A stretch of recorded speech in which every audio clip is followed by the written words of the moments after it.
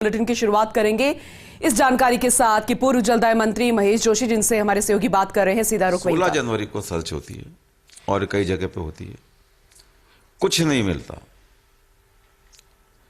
एक पैसा नहीं मिलता, एक कागज नहीं मिलता, किसी तरह का कोई संबंध किसी भी जो ठेकेदार हैं या जो अधिकारी जो टेंडर्स की जांच करते हैं या जो भी है, जो सिस्टम है, उस तरीके का कोई डॉक्यूमेंट नहीं मिलता।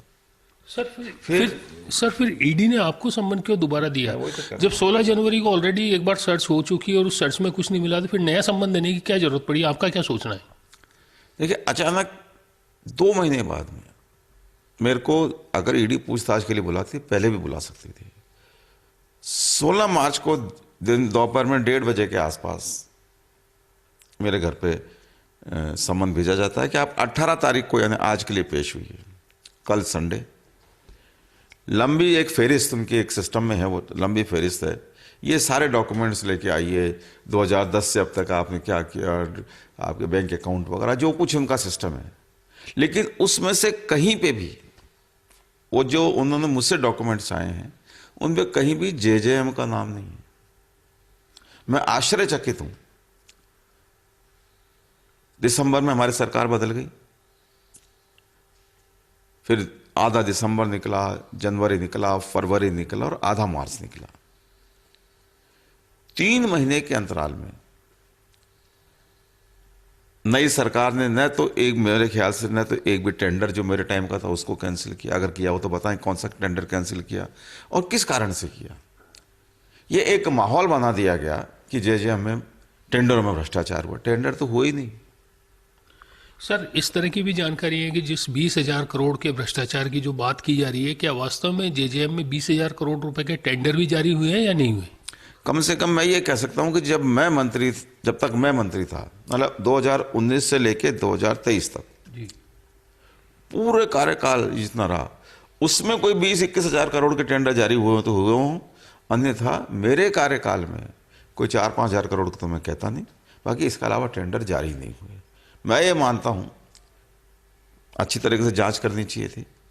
मेरे टाइम में हुए टेंडर, उसमें मेरे टेंडर में एक मंत्री की भागीदारी नहीं होती। अभी जो मंत्री हैं बीजेपी के, उनकी भी भागीदारी नहीं है टेंडर में।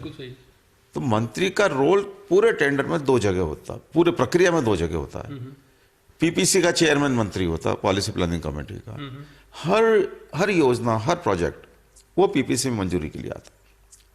और एक जब टेंडर की प्रक्रिया एफसी पूरी करती है और जिस रेट पे सहमति बनती है ठेकेदार के और डिपार्टमेंट के बीच में, अगर उसमें बीएसआर से ऊपर रेट आ रही है तो वो वापिस फाइनेंस में परमिशन के लिए जाता है। तो पहले तो वो डायरेक्ट एफसी से फाइनेंस में चला जाता था। जब सुधांश पंत जी हमारे एसीएस थे, उस टाइम तक ये व्यवस्था थी। फिर लगभग नवंबर 2022 में चीफ सेक्रेटरी ने एक नोट डाला कि साहब ये टेंडर, चूंकि इसमें चीफ सेक्रेटरी के भी साइन होते हैं, टेंडर प्रीमियम पे फाइल जाती है, एक डिपार्टमेंट से दूसरे डिपार्टमेंट में जाती है, मुख्यमंत्री वित्त मंत्री भी हैं तो उनके भी दस्तखत होते हैं, तो संबंधित मंत्री के भी दस्तखत होने चाहिए। तो एक फॉरवर्डिंग साइन उसके अंदर मंत्री के होते हैं। इसके अलावा पूरी प्रक्रिया में कहीं मंत्री का कोई लेन देन नहीं, और उसमें भी परमिशन फाइनेंस डिपार्टमेंट देता है। पूरी प्रक्रिया में मंत्री का कोई लेन देन नहीं होता। पूरी प्रक्रिया पारदर्शी तरीके से होती है, ऑनलाइन टेंडर होता है। पूरी प्रक्रिया, मैं समझता हूं कि प्रेस को भी पूरी प्रक्रिया को की जानकारी करके और फिर जनता के सामने लाना चाहिए।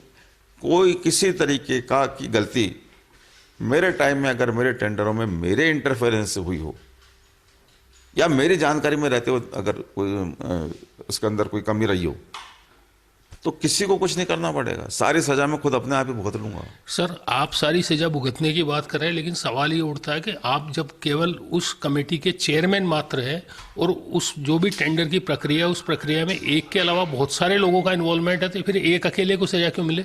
नहीं, जिसका मैं चेयरमैन हूँ उस तब तक तो टेंडर की बात ही नहीं होती, वो तो प्रोजेक्ट की बात है। टेंडर की किसी प्रक्रिया में मंत्री का लेन देन नहीं होता।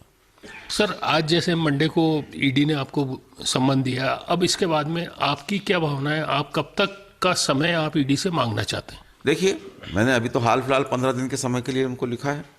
कितने दिन का देते हैं, क्या करते हैं, मैं ये मानता हूँ हर युग में अग्नि परीक्षा